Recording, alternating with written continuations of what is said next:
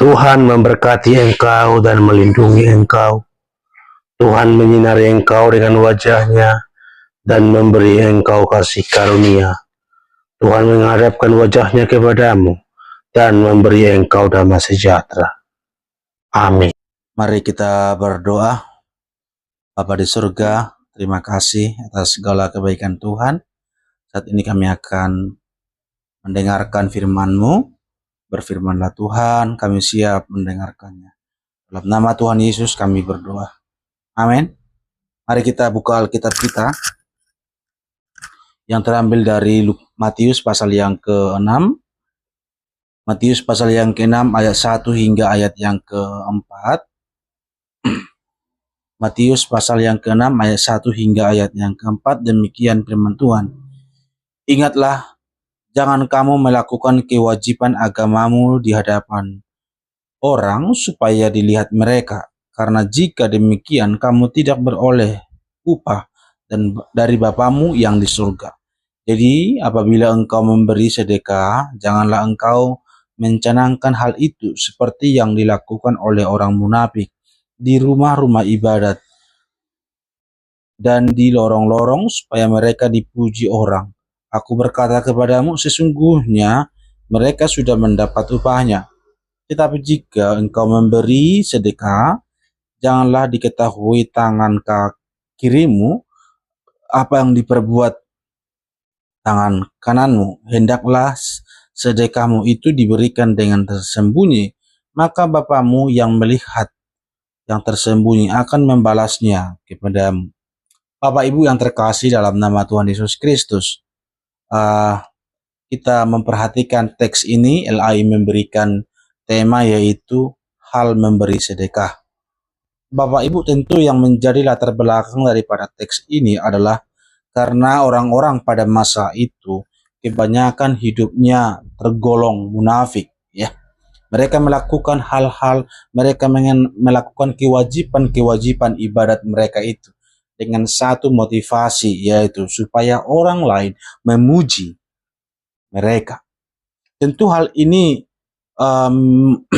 mendukakan atau Yesus tidak suka, ya, tentang kegiatan-kegiatan spiritual yang demikian, kegiatan-kegiatan ritual yang demikian.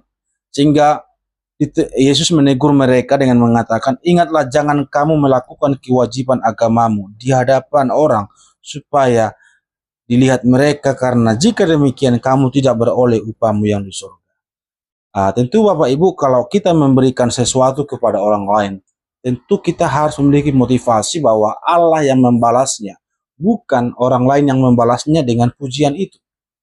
Nah, ini yang kadang kita salah memahami Bapak Ibu, sehingga kita salah memiliki motivasi di dalam hal memberikan sedekah. Nah, tentu tidak hanya agama Kristen yang mengajarkan demikian, ya. Agama sebelah juga mengajarkan sedekah, ya. Kalau kita biasanya melihat di apa namanya itu, di pom bensin atau di tempat-tempat umum, mereka biasanya menulis kata infak, ya. Infak itu semacam memberikan sedekah kepada orang yang berkekurangan seperti yatim piatu. Kan kita supaya kita memiliki kemurnian hati, memiliki motivasi yang murni ketika kita memberikan sesuatu. Jangan ada motivasi yang terselubung di dalamnya, ya. Karena apa? Karena ketika kita dipuji orang, itulah yang menjadi upah kita. Pujian yang dari orang itulah yang menjadi upah kita, bukan upah yang sesungguhnya yang dari Tuhan. Kalau kita hanya memiliki motivasi yang tidak benar. Nah, sama seperti ilustrasi lah, ya, begini, ya. Ada seorang pemain musik, ya. Pemain musik, biasanya pemain keyboard lah katakan. Jadi dia sedang melakukan pertunjukan, ya, melakukan sebuah pertunjukan di hadapan banyak orang. Sebenarnya dia sudah melakukan hal yang terbaik, ya, sesuai dengan yang diajarkan oleh gurunya, dan waktu itu gurunya juga ada bersama-sama dengan para penonton yang lain, ya. Nah, jadi waktu itu ketika dia melakukan hal yang spektakuler, sebenarnya ketika dia bermain keyboard atau piano, wah luar biasa sebenarnya, sampai-sampai ketika sudah selesai, para juri juga, para penonton juga ikut berdiri waktu itu, ikut berdiri dan memberikan tepuk tangan kepada dia, memberikan tepuk tangan pujian yang luar biasa. Tetapi dia tidak merasa senang.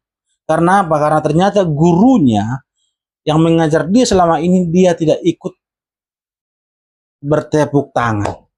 Artinya Bapak Ibu, bagi seorang pemain keyboard ini, pemain piano ini, tujuan dia yang menjadi standar daripada kesuksesan dia di dalam melakukan sesuatu ketika gurunya senang, bukan ketika orang lain senang. Ya, karena apa? Karena gurunya yang melatih selama ini. Nah, demikian juga dalam kehidupan kita sebenarnya. Kalau mungkin bagus sekali yang kita lakukan, pemberian sedekah itu bagus sekali sebenarnya, sampai-sampai orang lain memuji kita. Tetapi Bapak Ibu, jangan langsung bersenang dulu. Apakah Allah sumber segalanya itu sudah senang terhadap tindakan yang kita lakukan? Jadi yang menjadi standarnya sama seperti pemain piano tadi itu, standarnya adalah apakah guruku senang. Kalau orang lain senang itu tidak saya mau urus. Ya kira-kira begitu. Yang penting orang lain, yang penting guruku senang. Atau contohnya kalau kita balik ya, contohnya dia sudah main piano begitu, pada penonton tidak bertepuk tangan, atau para juri juga tidak bertepuk tangan, tetapi sendirian daripada gurunya itu bertepuk tangan berdiri, nah dia ikut senang.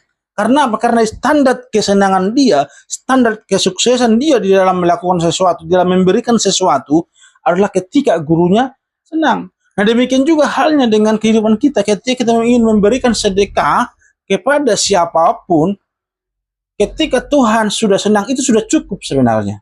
Orang lain tidak senang itu tidak masalah. Karena tujuan kita adalah menyenangkan hati Tuhan. Standar kesenangan kita, standar kesuksesan kita di dalam melakukan sesuatu adalah apakah Tuhan senang. Nah, demikian juga halnya dengan hidup kita. Ya, ketika kita ingin memberikan sesuatu, tujuan dan motivasi kita, Allah harus dimuliakan, Allah harus senang terhadap tindakan saya. Ya, Allah harus senang. Bukan sebaliknya, kita termotivasi, motivasi kita, biarlah orang lain ini senang, guru saya, Tuhan saya tidak perlu senang, yang penting orang-orang ini senang sudah cukup.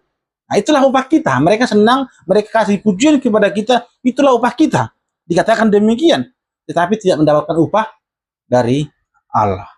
Nah itulah Bapak Ibu yang menjadi supaya motivasi kita semakin hari dimurnikan ketika kita ingin memberikan sesuatu. Tidak hanya bersifat memberikan sebenarnya, dalam segala aspek kehidupan kita, melakukan apapun, kita harus memiliki motivasi yang murni. Tujuannya adalah untuk memuliakan Tuhan. Yaitu disebut soli deo gloria, hanya untuk kemuliaan bagi Tuhan saja. Bukan untuk diri sendiri, bukan untuk orang lain, tapi hanya untuk kemuliaan Tuhan. Nah, dalam hal pelayanan juga berlaku Bapak Ibu demikian ya.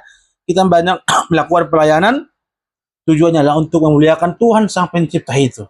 Motivasi kita hanya tertuju bagaimana menyenangkan Tuhan, bukan bagaimana menyenangkan orang lain. Kiranya ini menolong kita supaya firman Tuhan ini semakin hari menguatkan kita dan mengasah dan memperbaiki motivasi kita di dalam melakukan segala tugas pelayanan kita. Mari kita berdoa. Tuhan Yesus, terima kasih buat kebenaran firman Tuhan pada saat ini.